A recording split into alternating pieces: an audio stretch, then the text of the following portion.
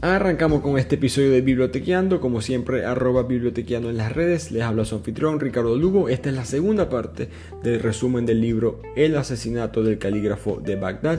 Si no has escuchado todavía la primera parte, es el episodio anterior. Te recomiendo que empieces por ahí para que agarres el contexto y la historia de este libro y termines con esta segunda parte que, créeme, no te vas a arrepentir, te va a encantar cómo termina la historia. Así que arrancamos con la cuarta parte de este libro, donde Teobaldo y Fadila siguen tratando de investigar, pero sin mucho éxito. Ese caso, ese argumento de que Istifán es el culpable parece un callejón sin salida, no hay mucho ahí. Y empiezan a entrar como en modo pánico porque ya la fecha de ejecución de su papá, en el caso de Fadila, ya está acercándose. Además, esta apelación al califa no es fácil conseguir una cita. Normalmente tardaba 6 meses en poder presentarse al califa. Esto era muy parecido, esta audiencia era muy parecido a las cortes europeas de la época medieval, que el rey o la reina escuchaba a los plebeyos sus distintos argumentos económicos, financieros, tierras, legales, etc. Y el rey lo que dictaba era ley. Algo así es lo que hacía el califa, pero solamente lo hacía una vez a la semana y por lo tanto la lista de espera era larguísima. Pero Suleimán es el que se encarga de esta lista. Y Suleimán tenía una forma de extremadamente corrupto en toda la ciudad, por lo tanto Fadila le pasó un dinerito por debajo de la mesa y Suleimán la movió en la lista unos días antes de la fecha de la ejecución. Fadila le cuenta esto a Teo y le dice que mira, yo creo que tú tienes que ir a la audiencia y hablar en nombre de nosotros, porque yo soy mujer, no, mi palabra no vale tanto aquí. En eso llega un hombre de repente y les llega a Teo y Fadila y les dice que, señora, su esposo, que es el que murió, contrató mis servicios para que construyera una casa. Y ellos se quedan como que, ¿qué casa? Si ya él tiene una casa, esta casa donde estás ahorita, esta es su casa. Y el señor, el contratista dice, bueno, mi cliente me había encargado un palacio en una de las zonas más exclusivas de la ciudad. Y Fadila queda toda confundida porque su esposo ganaba buen dinero siendo el calígrafo de la casa de la sabiduría, pero no es para tener una mansión en la zona más cara de todo Bagdad. Así que Fadila y Teo van con el contratista a ver a la casa y resulta que efectivamente es una mansión de rico. Y esto no tenía sentido. Ni siquiera, él mismo lo decía, ni siquiera mi papá, que tiene muchísimo dinero, puede pagar esto. Y esto lleva a Teo a una conclusión de que toda esta riqueza no pudo haber venido de una actividad, digamos, legal. Todo tuvo que haber venido de una actividad ilícita. Nadie se hacía rico de la noche a la mañana sin que nadie se enterase, no legalmente al menos. Así que Teobaldo y Fadila se dirigen hacia el palacio del califa para asistir a la audiencia pública con esta es su principal evidencia, el hecho de que la víctima tenía una riqueza probablemente ilegítima. Y eso es una evidencia de lo poco que la policía había investigado el caso de manera correcta. ¿Cómo puede ser que la víctima tenga una mansión que solamente el califa básicamente puede pagar y nadie haya investigado eso que pudiera estar relacionado al crimen? Ese era el argumento de que la shurta, la policía, no había hecho las cosas de la manera correcta. Pero cuando están a punto de entrar al palacio, Teobaldo lo meten preso. Resulta que lo meten preso por robo, por latrocinio. Teobaldo, todas esas cosas que él había utilizado para poder pagar su viaje desde Inglaterra hasta Bagdad, para sobornar a la persona de la Casa de la Sabiduría, todas esas cosas él las consiguió robando de su propia orden benedictina, en Inglaterra.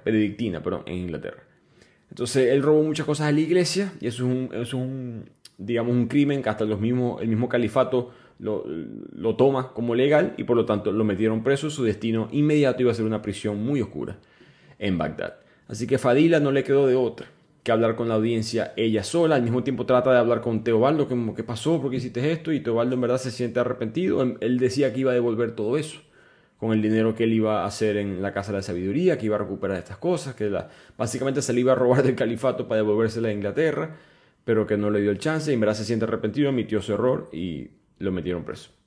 Así que queda Fadila sola frente a la corte del califa a ver si puede argumentar a favor de su padre. Cuando le toca hablar a Fadila, el califa está sentado encima de la corte, como que aburrido, como que esta es debe ser la parte más fastidiosa para él de la semana. Y de repente cuando dicen que el problema o el crimen que se está discutiendo es un asesinato, Al-Mamun, el califa, se echa como que hacia adelante, como que ok, vamos a prestar atención porque normalmente tengo que lidiar con cosas de naturaleza muy pecuniaria. Ella explica que lo que ya todos sabemos, la historia que tú y yo sabemos, Y al mismo tiempo dice que mi papá es un comerciante. O sea, mi papá tiene dinero de sobra para contratar a un sicario. ¿Por qué va a matar a su yerno de esa manera, con un veneno que le queme la garganta? Eso no parece algo que él haría, ¿no? Y ahí es cuando el califa dice, tiempo, tiempo, tiempo. Porque él juraba, cuando escuchó asesinato, bueno, debe ser que alguien lo acuchillaron o algo por el estilo. Y dice, ¿cómo que murió? No, lo envenenaron, tenía la boca como que toda quemada por dentro. Y ahí es cuando se da cuenta de que así fue que murieron sus dos ministros. Y ese asesinato insignificante que pasó en medio del pueblo para el califa, quizás está conectado con el intento de tumbarlo a él del gobierno. Dada esa conexión, él dice, vamos a parar esto aquí, no voy a soltar a tu padre, pero la sentencia de muerte va a ser suspendida por ahora mientras vemos qué hacemos. Así que Fadila ganó la batalla, pero todavía falta ganar la guerra. Así que el califa se retira de la audiencia y en la noche tiene un banquete inmenso en su palacio. Había contratado distintas personas, Masati, si se acuerdan la cantante, es una de ellas. Y en este banquete le está hablando con Wasif. Si recuerdan, Wasif le había recomendado al califa que lanzara una guerra contra los bizantinos para caerle bien al pueblo y todo esto. Y la guerra estaba yendo bien. Su hijo Abbas se iba a poner al frente de la guerra. Incluso su hermano Al-Mutasim ha querido sumarse a la causa. Una especie de cruzada que estaban lanzando. Y ahí es cuando Wasif le avisa al Mamun, mira, ten cuidado, si te puedo decir mi opinión, ten cuidado con tu hermano. Que yo creo que no le preocupa, a él no le importa mucho expander el islamismo, lo que le importa es agarrar el poder tuyo. Entonces esta es la primera advertencia que recibe al Mamun, en verdad de alguien cercano, sobre potencialmente un enemigo directo. Porque todo este tiempo al Mamun no conoce en verdad un enemigo, todo es abstracto, por decirlo así. Mientras tanto, del otro lado de la fiesta, Banu Musa está hablando con Amina. Recordemos que estos dos están bastante enamoraditos, pero no han hecho nada, por decirlo así. Y a lo que está a punto de empezar la actuación de Masati, todo el mundo se está acomodando para escuchar a la cantante, Banu Musa se voltea y de repente se le pierde a Amina. Y cuando él está buscándola, se consigue con Masati, que está como, repito, tapada con la burka que la tapa todo menos los ojos. Cuando Masati le habla a Banu Musa se da cuenta que Masati en verdad es Amina. Amina ha vivido una doble vida todo este tiempo. Ella en verdad es esta cantante. Su pasión es cantar. Recordemos que ella tenía esta presión, estos dos caminos en la vida que ella no quería vivir, que es ser parte de la realeza o casarse con soltera o casarse con alguien más decidido por su padre, que es algo que ella tampoco quería. Ella siempre había sido felicitada por su talento desde niña, todo el mundo sabía que cantaba muy bien, pero sabía que ella nunca podía ser cantante, por el apellido que tenía, por su estatus dentro del califato. Así como ella sabía que su familia no la iba a apoyar, ella simplemente creó este personaje de Masati y se iba para las tabernas pequeñas en medio del pueblo para cantar. En este momento de que Banu Musa está escuchando esto, que está como con la boca abierta, al mismo tiempo la mira, la respeta mucho y le pide matrimonio, pero Amina le dice que no. Amina en verdad no es que no lo quiere, pero tiene demasiadas cosas pasando en su vida ahorita como para andar casándose. Además que, como les mencioné, ella no veía cómo esa vida podía funcionar para ella, por lo menos todavía. Pero volvamos ahora a Teobaldo, que está preso, pero lo sueltan en menos de 24 horas porque Banu Musa y el director de la Casa de la Sabiduría, que están muy bien conectados con el gobierno, ayudan que a Teobaldo se salga. Hay distintos argumentos legales de que Teobaldo en verdad es un cristiano y él es un dhimmi. Recordemos que los dhimmis pagan para poder ser cristianos legalmente dentro del mundo islámico, entonces debería ser juzgado bajo un tribunal cristiano, todas estas cosas. Fue parte del argumento. El punto es que Teobaldo sale libre y cuando él sale se centra nuevamente en ayudar a Fadila con la investigación. Y recordemos que él tenía una conversación pendiente con Al-Mursi, porque cuando Teobaldo sale de la casa de Al-Mursi, la esclava le avisa, mira, ve que el patrón esa noche del asesinato, él en verdad salió. No es lo que dijo él, de que se había quedado en la casa durmiendo, eso no fue lo que pasó. Así que Teobaldo va para la prisión. Al-Mursi se ve horrible, parecía que hubiese envejecido 3-4 años, está flaco, falta de higiene. Era muy común en esta época que los prisioneros en estas prisiones normalmente vivían apenas 2-3 años dentro de ellas, si no eran condenados a muerte antes de eso, por la cantidad de enfermedades que se generaban en esta prisión. Así se puede imaginar el estatus, tristemente, de Al-Mursi, un hombre educado que aparenta por lo menos por ahora ser inocente. Así que Teobaldo y Al-Mursi empiezan a conversar y Al-Mursi ahora sí cuenta la verdad. Él dice que, bueno, mira, yo sí salí esa noche para encontrarme con alguien.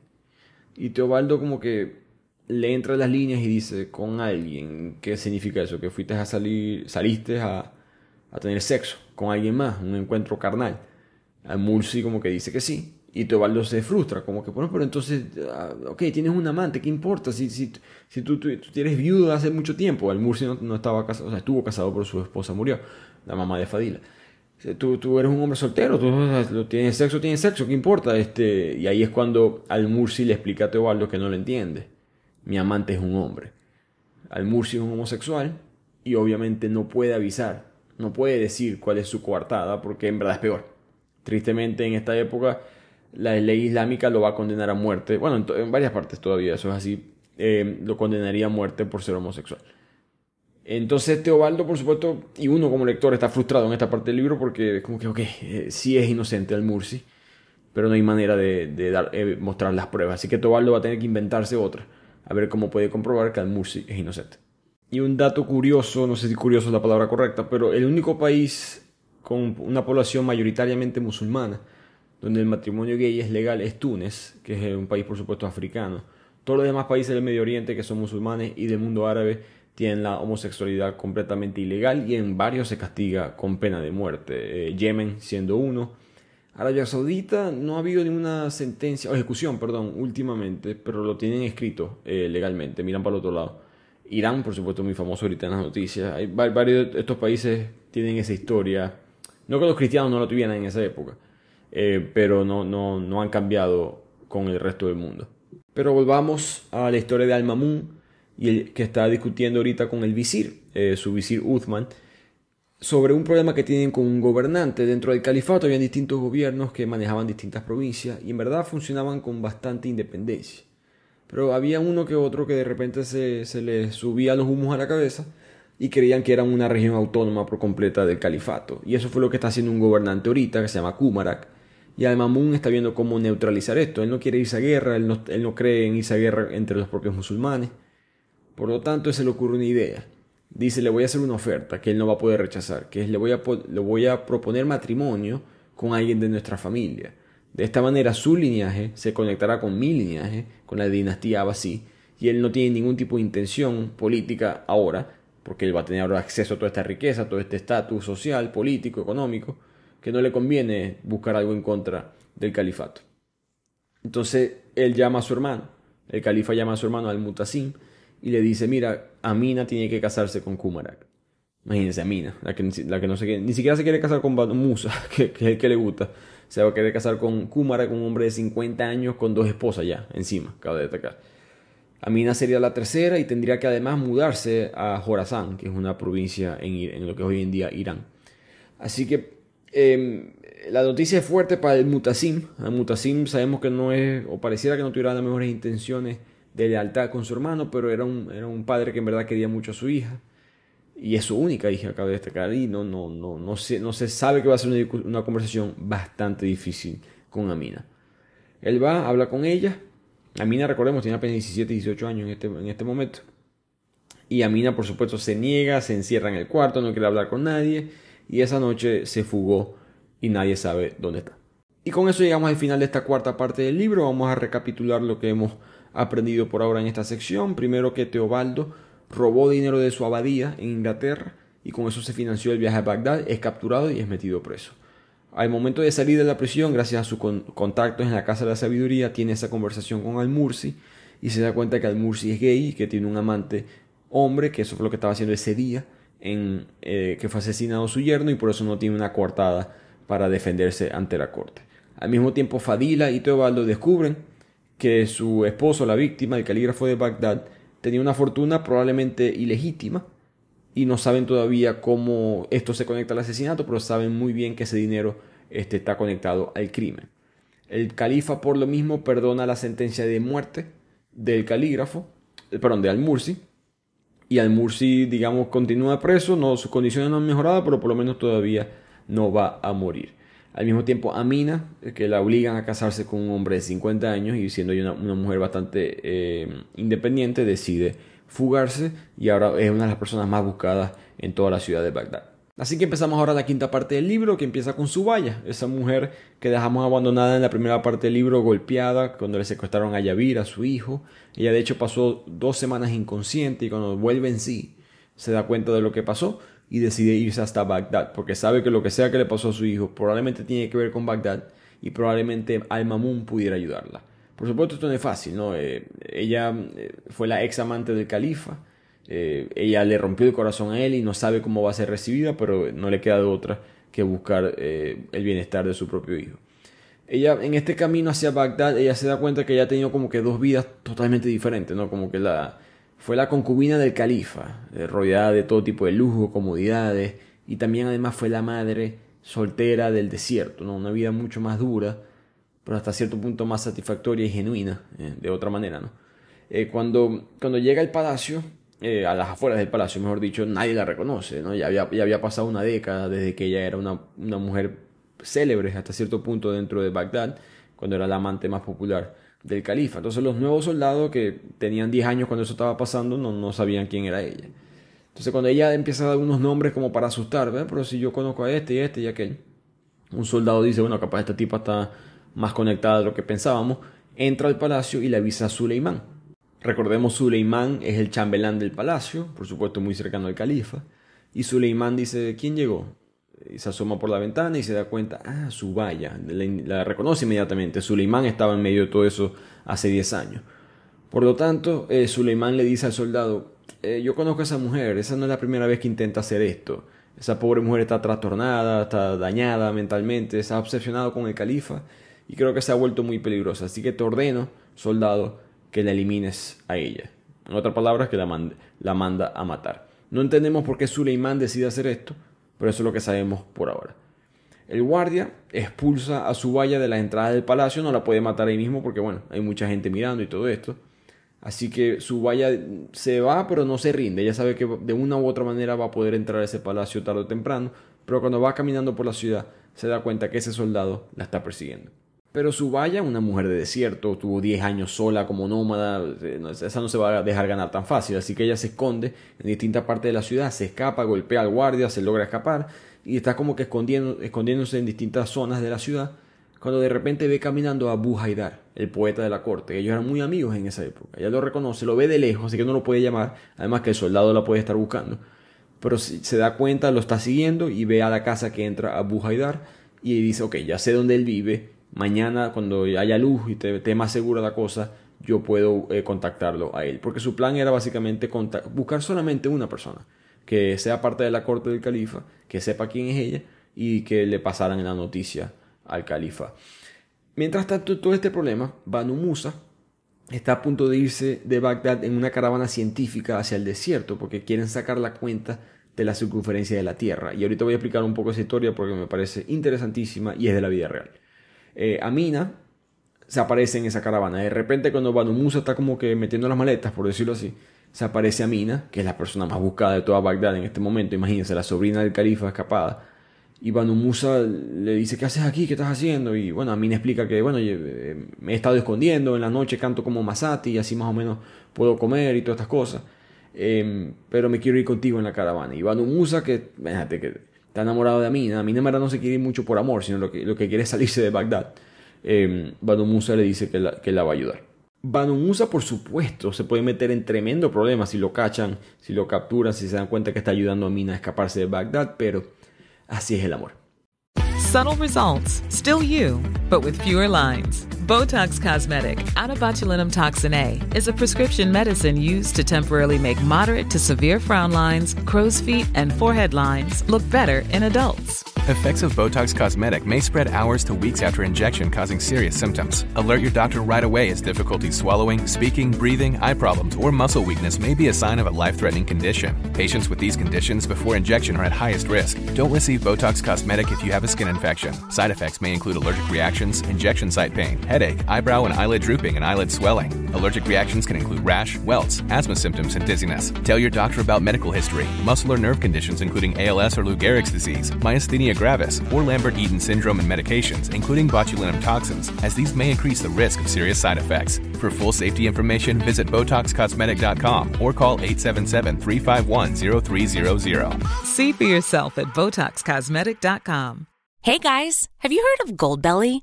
It's this amazing site where they ship the most iconic, famous foods from restaurants across the country, anywhere, nationwide.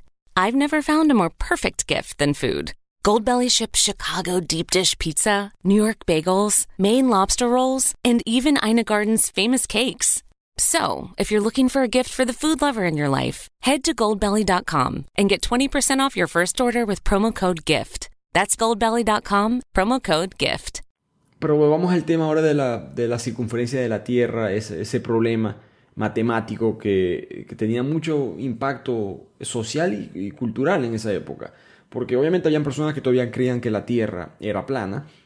Todavía quedan como 4 o 5 que lo creen hoy en día, tristemente. Pero además, había documentos de los griegos clásicos que ellos habían calculado cuánto medía la circunferencia de la Tierra. Pero no se sabía exactamente cuál era esa medida, porque los griegos habían dicho que medía 252.000 estadios. Imagínense, estadios. En aquella época eso no es una medida que podía traducirse a las medidas de los números árabes, que son los que utilizamos nosotros. El cálculo que sacaron es que en la antigua Grecia eso equivalía alrededor, cada estadio, más o menos de 600 pies. Pero ¿cuánto es un pie?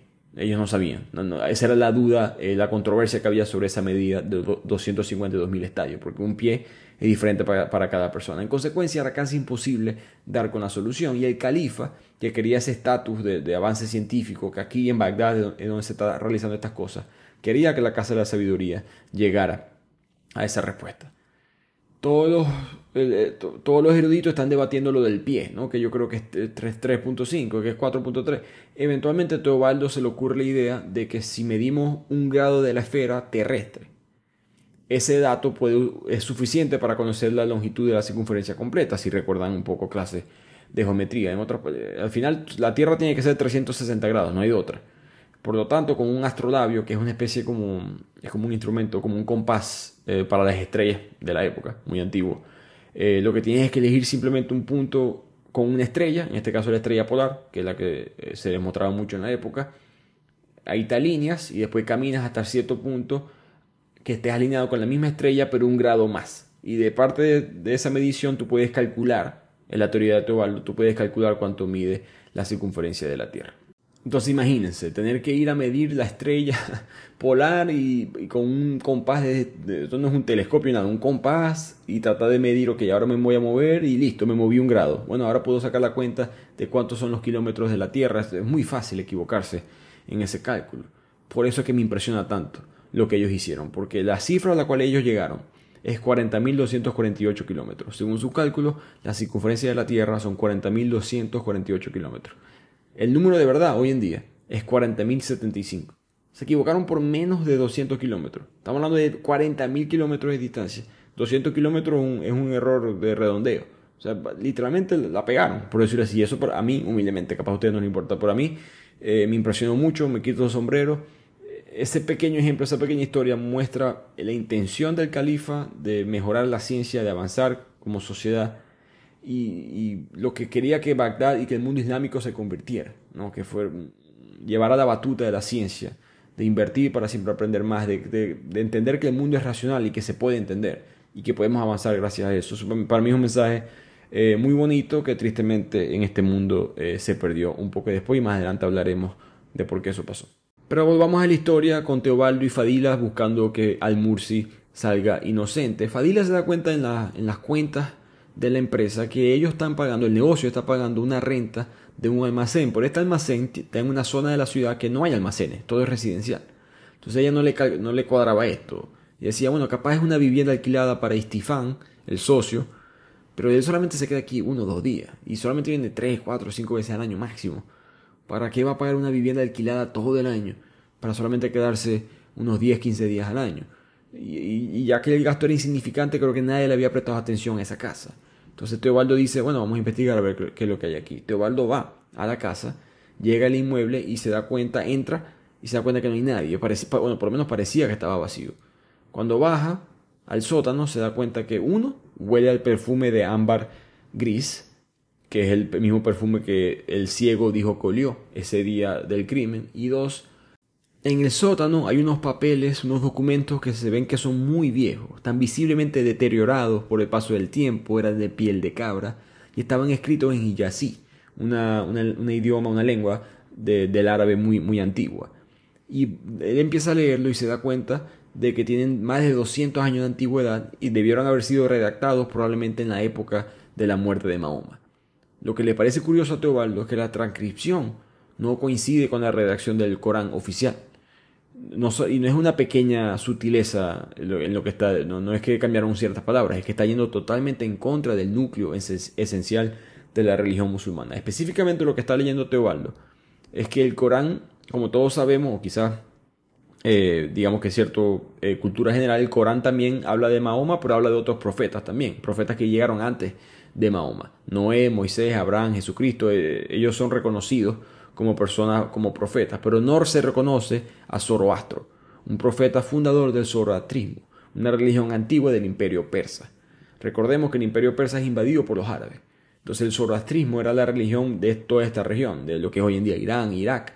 Y esta religión fue borrada, como mencioné al principio del resumen, que los árabes hicieron en el mundo persa lo mismo que hicieron, o algo parecido, nunca todo es exactamente lo mismo, pero algo parecido a lo que hicieron los europeos con los indígenas en América, no en la parte de exterminio, de genocidio, pero sí en la parte ideológica. Entonces Teobaldo, que es un experto en la materia, él entiende lo que es el zoroastrismo, porque el zoroastrismo había influido mucho en el judaísmo, el cristianismo y en el islam, porque tenían principios muy similares y todas eran religiones muy antiguas, con todos estos conceptos de la inmortalidad del alma, la creencia del cielo, el infierno, la lucha entre el bien y el mal, el juicio final, el apocalipsis.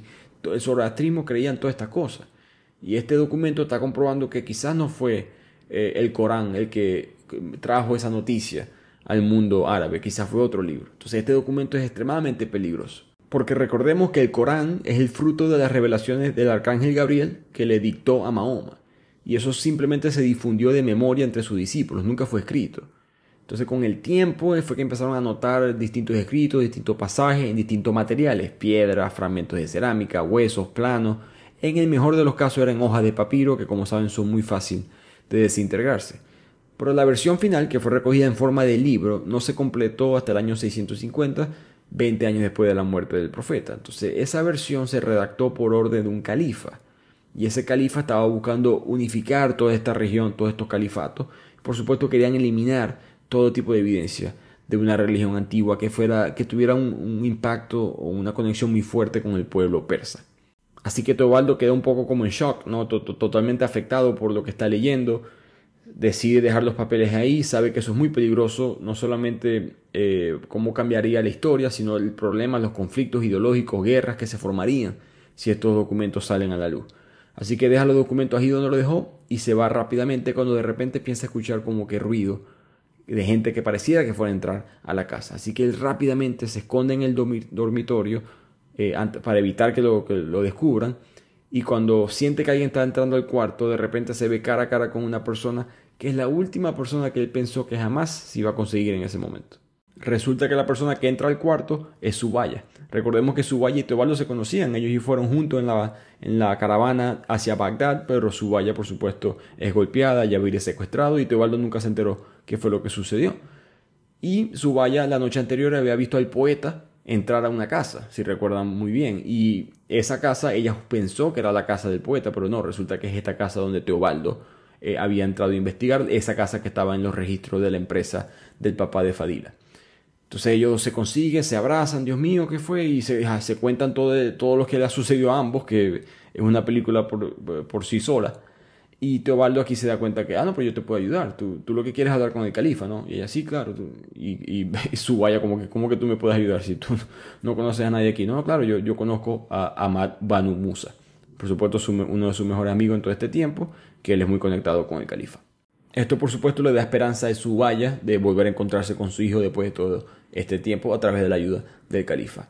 Mientras tanto su hijo, Yabir, ahora está mucho más educado que antes, idealmente esta no era la manera, pero ya por lo menos sabe leer, sabe escribir, sabe conceptos básicos de la matemática, se había convertido en una persona mucho más educada y se convirtió al credo musulmán, todo gracias a las buenas clases del profesor Farid, que en todo este tiempo lo había tratado muy bien.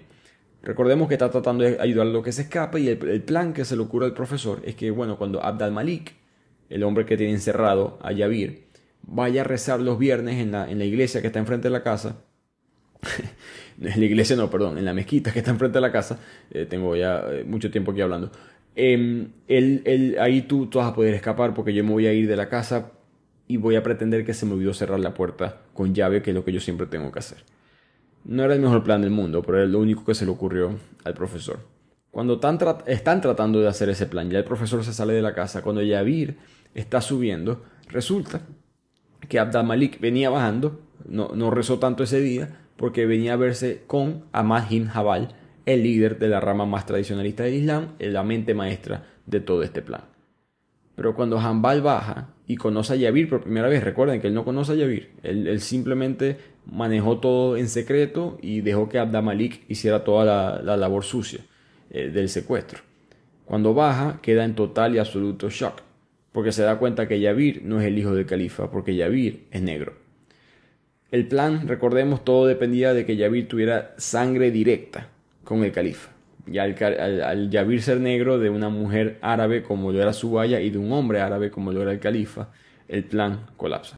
Y con eso llegamos al final de esta quinta parte del libro. Vamos a recapitular todo lo que hemos aprendido en esta sección. Subaya está siendo perseguida por Suleimán. Ella no sabe que Suleimán específicamente es la que la está tratando de matar, pero Suleimán no quiere que ella entre al palacio.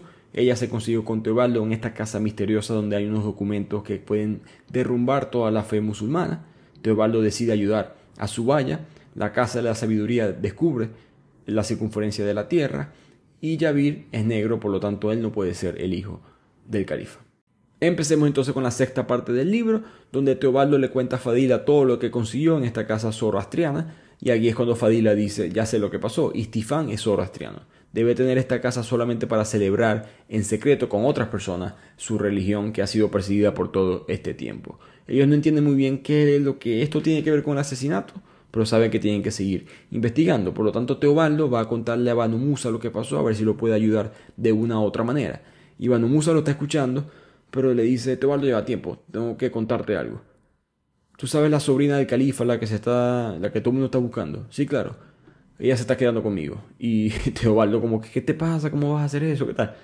Pero Banu Musa le explica que primero que está enamorado y segundo como que te la presento, mira, es educada, es bonita, todo esto. Y como que Teobaldo: ok, te entiendo. Entonces se ponen a hablar los tres de la situación. Amina le dice a los dos que: bueno, mira, yo creo que los puedo ayudar a ustedes. Porque esa casa, tú me dijiste que el que entró a esa casa zoroastriana había sido Abu Haidar, el poeta. Ese poeta me ama a mí. Bueno, no a mí, a Masati, a la cantante que él no sabe que soy yo. Recordemos que Abu Haidar siempre iba para esa taberna donde estaba cantando Masati frecuentemente. Si yo sé que él me sigue mucho mi carrera. Si yo me le acerco como Masati, disfrazada como Masati, quizás él me pueda dar información, y ese es el plan que deciden realizar para ver qué es lo que está pasando en esta misteriosa casa zoroastriana.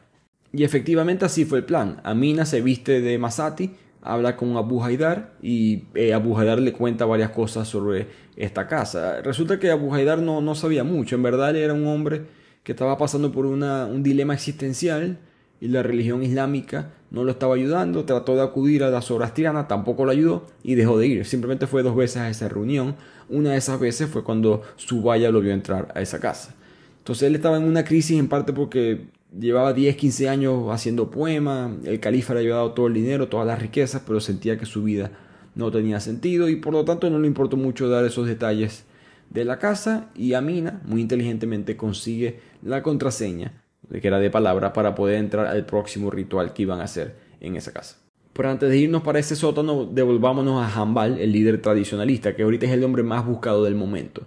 Él todavía se siente a salvo porque sabe que su círculo es muy cercano y que todos creen en la causa tradicionalista, pero de repente la policía, como si nada, tocando la puerta, entran y lo meten preso. Alguien lo traicionó, por supuesto, pero él no sabe quién es. Cuando él es puesto en cautiverio, le quitaron el agua, comida por días, lo azotaron con látigo todos los días y trataron de que en verdad se jurase bajo la doctrina mutasilita, pero él nunca lo hizo.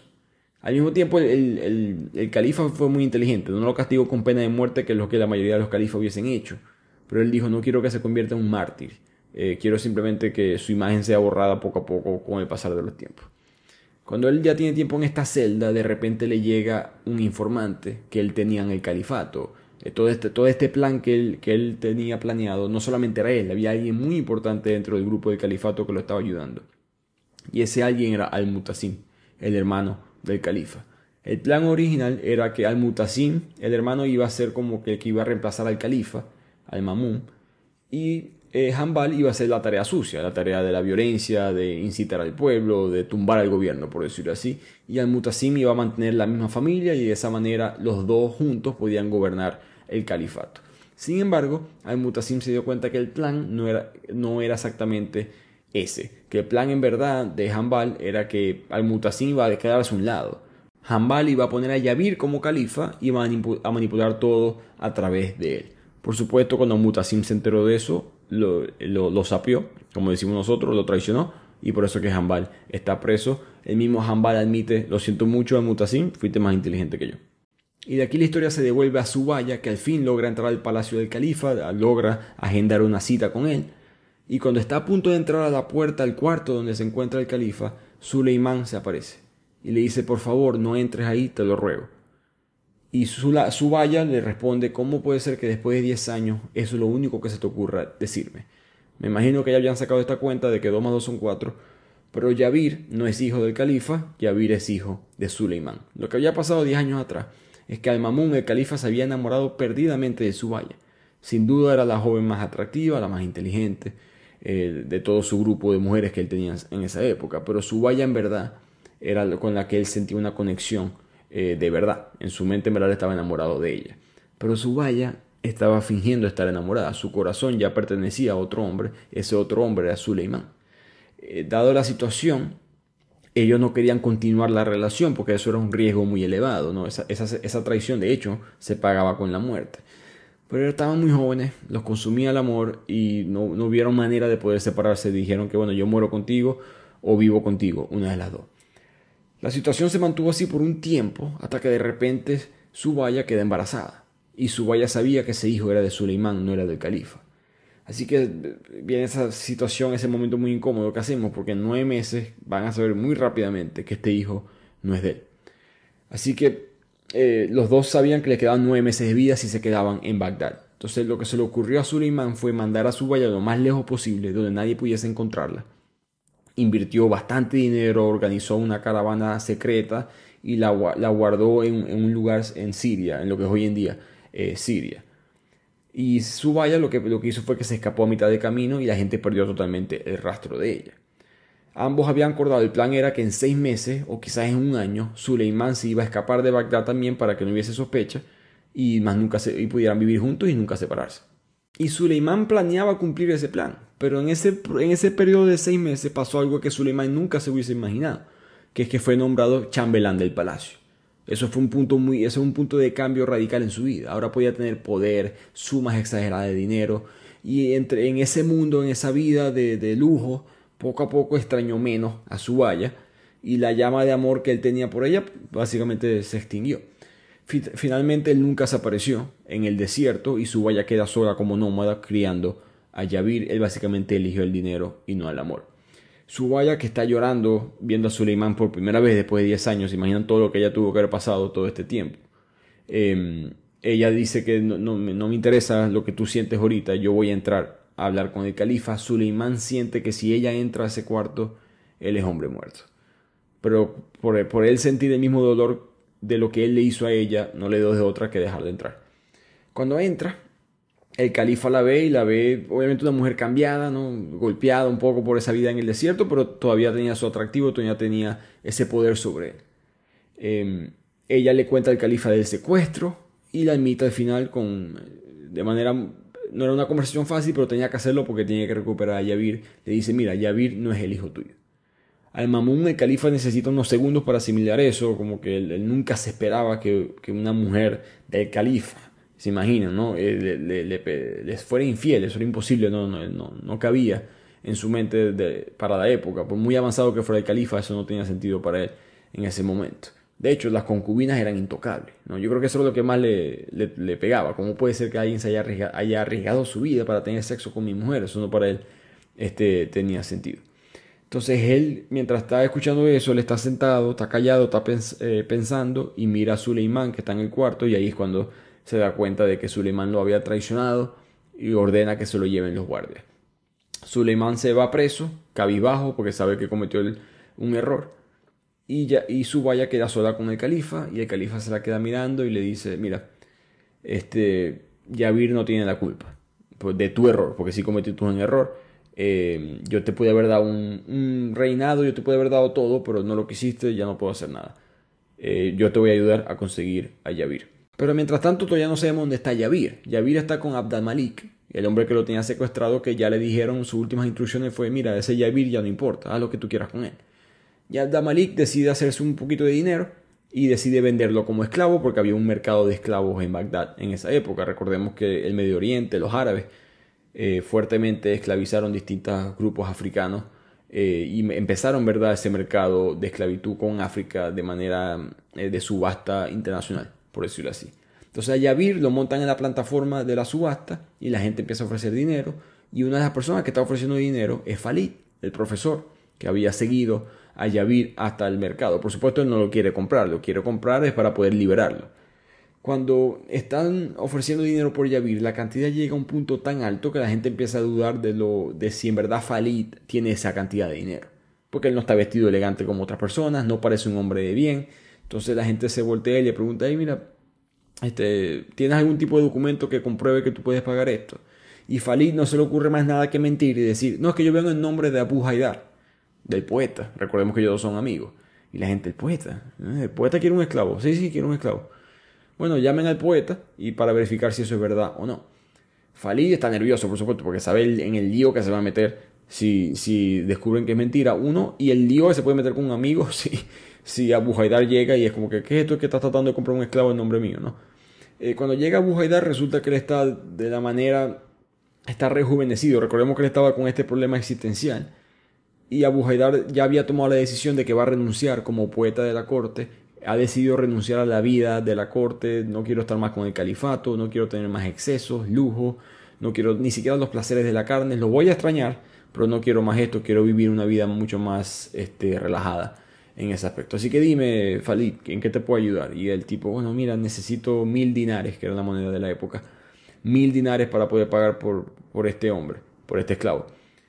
Y Abu Haidar se echa a reír como que no, hombre, 1000 dinares. Le dio 2000, de hecho. Como que toma y quédate con un poquito más, que yo no quiero más dinero ya.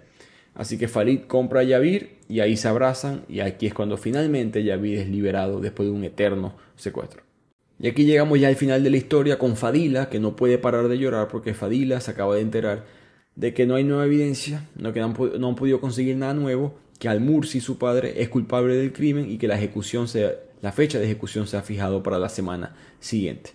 Teobaldo no sabe que no puede hacer mucho para ayudar ya en este punto, pero la única esperanza todavía es esa reunión secreta en el sótano de esa casa. Así que Teobaldo se dirige a esa reunión esa noche. Cuando llega está todo el mundo cubierto en las caras, que tiene sentido, nadie quiere que nadie sepa que están adorando a un dios que no sea Alá. Y hay un gran sacerdote dando como la misa, por decirlo así. Y cuando la ceremonia se empieza a acabar, Teobaldo se esconde detrás de una cortina. Nadie se da cuenta. El plan de él es simplemente observar a ver qué puede aprender de esta ceremonia. Cuando el sacerdote queda solo, ya no hay más nadie, solamente está Teobaldo y el sacerdote, de repente baja Uthman, el visir, el mano derecha del califa, que era rarísimo porque él era un musulmán y era un musulmán devoto. De hecho, el sacerdote le muestra a él los pergaminos esos que iban en contra del Corán y Uthman se asusta. Dice, no, esto no puede ver luz, esto no puede ser, no voy a permitir que esto salga a la luz. Y aquí es cuando el gran sacerdote saca un frasco y desmaya por completo, pasándole el dolor por la nariz al visir. Entonces Teobaldo se da cuenta de dos cosas. Uno, Uthman no es alguien malo, por X razón estaba en esa casa, pero no es una persona mala en la historia. Y dos, que el asesino es el sacerdote. Este veneno probablemente es lo mismo que utilizó con los ministros y con el yerno de Al-Mursi. Así que Teobaldo sale a confrontar al sacerdote antes de que mate a Uthman. Los dos se quitan como se estaban tapando las caras. Recordemos que era una celebración en secreto. Y resulta que el gran sacerdote es Wasif, el viejo tutor del califa. Y aquí es cuando Wasif nos explica qué es lo que está sucediendo. Y Wasif empieza a contar que, hace 200 años, cuando dieron la versión final del Corán, ese Corán incluía tradiciones judías, cristianas, pero excluyeron toda referencia a la religión zoroastriana. ¿Por qué crees que lo hicieron? Porque los árabes querían erradicarnos, querían erradicar todo lo persa, todo lo zoroastrista. Mientras invadían este territorio, para ellos era más fácil encontrar una población que no tuviera una oposición excesiva de manera religiosa. Entonces yo lo que quiero es derrocar al Corán actual y restituir el Corán original, que reconoce la importancia de mi religión, la zoroastriana. Y con esos pergaminos en la mano, él piensa que puede lograr eso. Él explica que tiene tiempo liderando un movimiento clandestino con el fin de sumar poco a poco más persas que son poderosos e influyentes dentro del imperio, y Istifán era uno de esos. Esos 2 ministros persas que él asesinó eran personas que él pensó que podían unirse a la causa, pero no se voltearon, se quedaron siendo musulmanes, entonces por eso fue que los mató. El visir, porque es la mano derecha del califa, es importante salir de él. Y a largo plazo el plan de él es expulsar a todos los árabes de la tierra persa y devolver a esa región el zoroastrismo. Teobaldo está mirando al viejo como que yo no sé si estás loco o eres un visionario. Una mezcla de las dos, probablemente. Pero hay algo que todavía no cuadra, que es por qué mataste a Khalid, por qué mataste al esposo de Fadila. Y aquí Teo se da cuenta de la verdad. Todo era mentira. Esos pergaminos con esta versión antigua del Corán eran falsos. Teobaldo sacó la cuenta rápidamente y se dio cuenta que Khalid era uno de los mejores calígrafos de la Casa de la Sabiduría. El hombre que asesinaron, recordemos, era un calígrafo y era de los mejores en todo el imperio probablemente. Y Wasif probablemente lo contrató para que le hiciese una perfecta falsificación de una supuesta versión del Corán, con este profeta Zoroastro con un lugar de honor en su historia. Y Khalid, poco a poco se empezó a dar cuenta, esta es la hipótesis de Teobaldo, que es la verdad, que Khalid poco a poco se empezó a dar cuenta que lo que él estaba haciendo para este hombre, para Wasif, era un trabajo muy importante, muy secreto y de mucho valor. Poco a poco Khalid le empieza a pedir más dinero y más dinero y más dinero. Y así que Khalid empieza a hacerse rico sin que nadie se dé cuenta. En otras palabras, lo chantajeó. Y eso explica, por supuesto, esa pequeña fortuna que le agarró. De modo que Wasif no le quedó de otra que acabar con ese problema. No solamente podía borrar la evidencia, pero ya no tenía que gastar tanto dinero en el calígrafo. Cuando Wasif vio esa violenta discusión entre Khalid y Al-Mursi en la Casa de la Sabiduría por la hija que había quedado destituida, ahí fue que Wasif dijo: este es el perfecto momento para matarlo y nadie va a pensar que fui yo. Y obviamente Wasif admite todo esto porque su plan es terminar de matar a Teobaldo y a Uthman también, que está desmayado en el suelo. Así que él llama a un guardia que tiene afuera, pero cuando el guardia entra, Teobaldo le dice: hey, esos pergaminos, eso es mentira, esta religión, todo lo que estás diciendo es mentira. Y en ese titubeo, Uthman se despierta, tumba al guardia y Teobaldo y Uthman pueden con el guardia y Wasif ya es un viejo que no puede con la vida, y así es como los dos logran retener a Wasif. Y con eso llegamos al final de la historia, que ahora pasa para el epílogo, donde nos cuenta lo que le pasó a todos estos distintos personajes en el futuro. Cuando Al-Mamun, el califa, supo de los crímenes que realizó Wasif, él por supuesto le dolió mucho personalmente que su tutor le haya hecho esto, pero con todo y eso el califa, que siempre era mano dura cuando tenía que hacerlo, no vaciló en sentenciarlo a muerte y de hecho mandó que lo decapitaran en presencia de toda la corte para que nadie se le ocurriera más nunca hacer eso. Wasif muere sabiendo que su añorado imperio persa jamás volvería, que en la vida real jamás volvió. Al mismo tiempo, Al-Mursi fue puesto en libertad, ya cuando quedó claramente comprobada su inocencia. La primera decisión que él tomó fue acabar esa relación que él tenía con Istifán, que le trajo muchos problemas. Fadila nunca volvió a casarse, pero siguió con el negocio de la fabricación, la venta de papel. Creció el negocio, se convirtió en tan buena comerciante como cualquier otro hombre y como su padre, y esa fue la manera de ella tener valor en su vida después de unas semanas o meses de esta historia muy difíciles. Istifán se recluyó en su ciudad natal en el imperio persa y siguió rindiendo culto al dios zoroastriano y disfrutando de la pequeña fortuna que él había conseguido. Asimismo, Al-Mamun mandó a ejecutar a Suleimán, sin dudarlo. Su Chamberlain negro no aguantó, no tuvo ningún tipo de piedad Al-Mamun sobre él, ni siquiera pudo concederle el favor de una muerte rápida, que era algo que Suleimán pidió.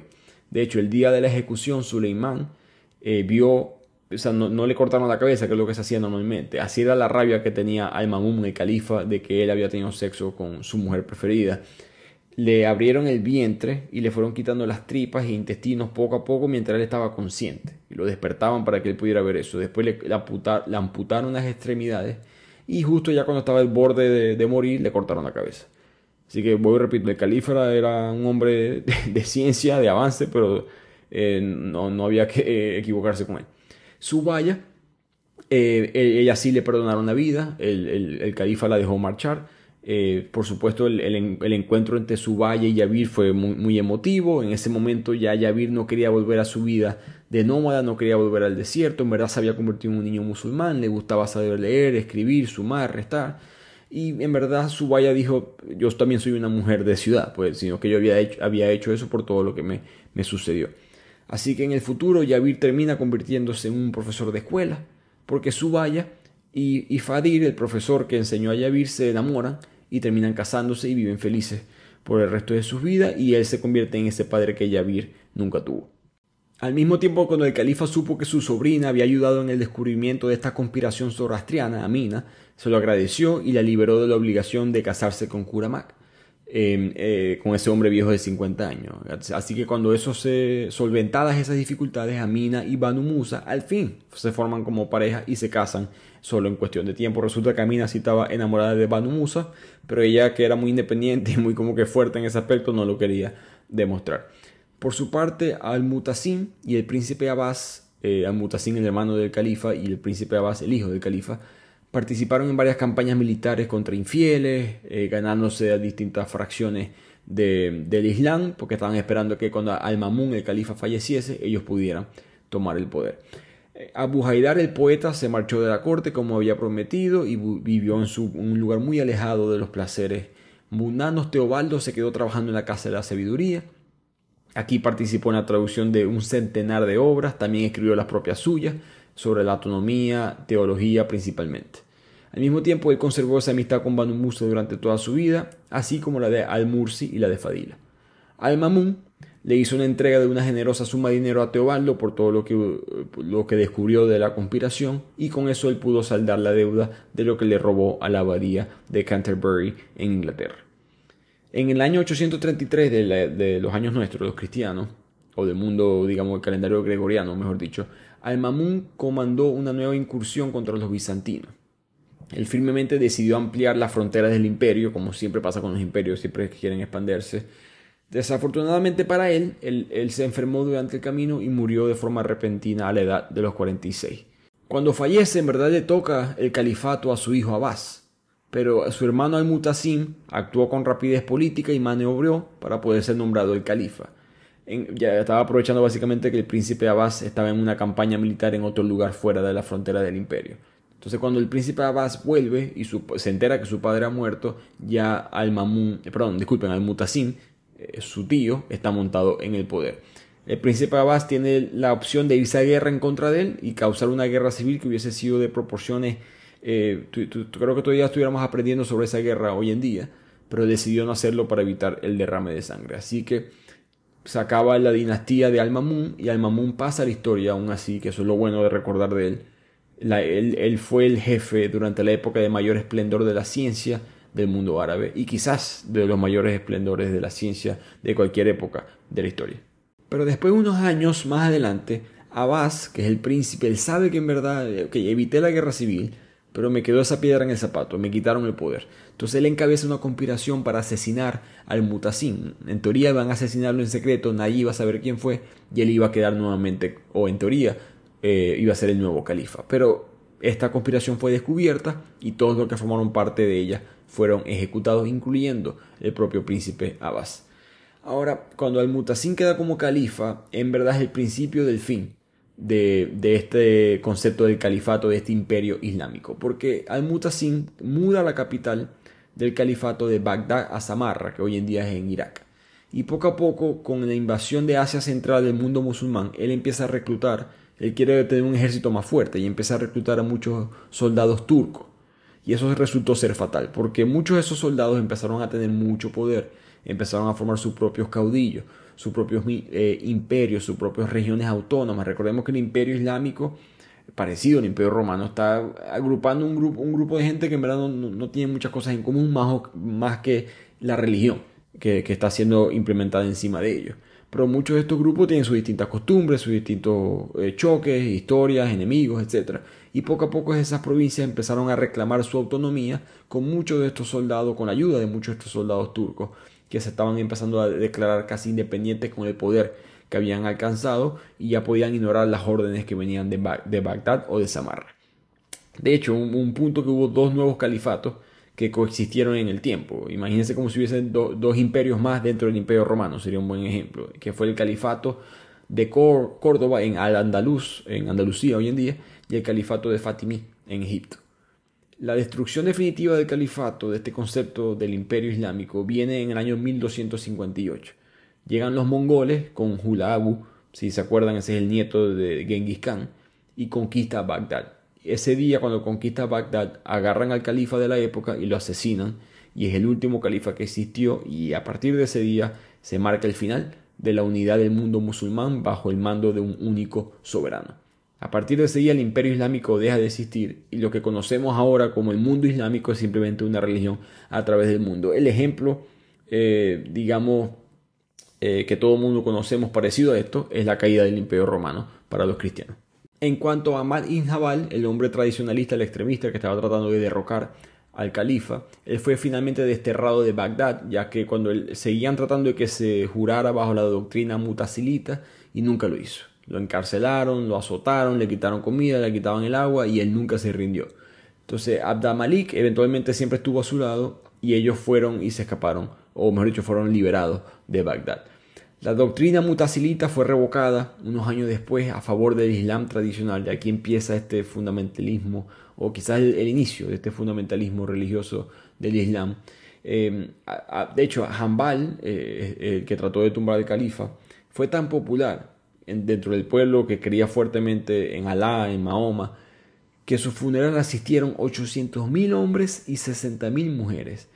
Y 20.000 cristianos y judíos ese día se convirtieron al Islam. ¿Se imaginan el poder que tenía él en el pueblo? Ahora, cabe destacar que en siglos posteriores a la caída del califato abasí surgieron otros imperios musulmanes a lo largo de la historia, pero no fueron lo mismo, no tuvieron la misma unión. Entre los siglos XIV y XVI estuvo el imperio de Mali, en el siglo XVIII, por supuesto, el imperio otomano, el Safaví en Irán y el mongol en el sur de Asia. Pero para el siglo XIX ya todos estos imperios habían caído bajo la dominación política y económica de Europa. Hoy en día el Islam es la segunda religión más extendida a través de todo el mundo, solo por detrás del cristianismo. Tiene 1.800 millones de fieles seguidores, 24% de la población mundial. Se trata de la religión que está creciendo más rápido en todo el planeta, por lo menos la religión de las típicas, que está creciendo más rápido en todo el mundo. El número de los musulmanes sigue aumentando. Se estima que para el año 2050 habrán igualado o superado el cristianismo en cuanto a seguidores. Y dentro de esta religión, uno de los dogmas fundamentales es que el Corán es literalmente la palabra de Dios, porque la palabra de Dios fue revelada a Mahoma y después memorizada por distintos de sus seguidores para después fue escrita después de la muerte de Mahoma. Sin embargo, investigaciones científicas de hoy en día dicen que el texto del Corán se fue elaborando y escribiendo en verdad a través de 200 años, ¿no? Y en ese proceso, por supuesto, muchos documentos, muchos escritos desaparecieron, algunos capítulos se integraron, se omitieron, se determinaron ciertos versículos y también fue objeto de manipulación por los teólogos de los primeros califas que alteraron el significado de distintas cosas para sus propios intereses políticos. Algunos expertos hoy en día sostienen que el Corán fue escrito por el mínimo alrededor de 30 autores diferentes. El zoroastrismo, por su lado, fue una religión, por supuesto, verdadera, revelada que hoy en día que es la religión de mayor antigüedad de la historia en el concepto de monoteísmo, por lo menos. Hasta nuestros días todavía existe, hay 120.000 personas que creen en ella. Muy popularmente, Freddie Mercury, el popular vocalista de Queen, él era de origen parsi y su funeral fue oficiado por un sacerdote zoroastriano, porque esas eran las creencias de su familia. Y esto es así porque los parsis son los descendientes de los persas que entre los siglos 7 y 10 emigraron a la India, escapando de la persecución religiosa que tenían los invasores musulmanes. Entonces en esa comunidad en el oeste de la India, cerca de la ciudad de Bombay, es que están estos zoroastrianos que todavía creen. Hoy en día una religión que está por supuesto minimizándose, pero todavía quedan rastros de este mundo tan mítico del pasado entre los musulmanes y los zoroastrianos.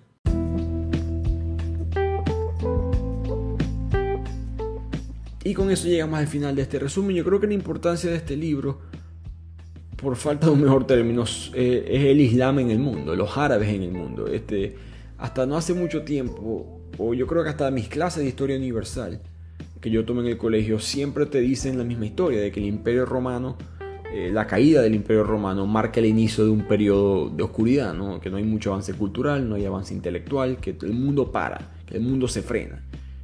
Y eso, yo creo que eso está equivocadísimo, eso no es así. La Edad Media, la Edad Oscura, que en teoría se acaba con el Renacimiento. Primero digo que el Renacimiento es parte de la Edad Media, pero es un tema para otro día.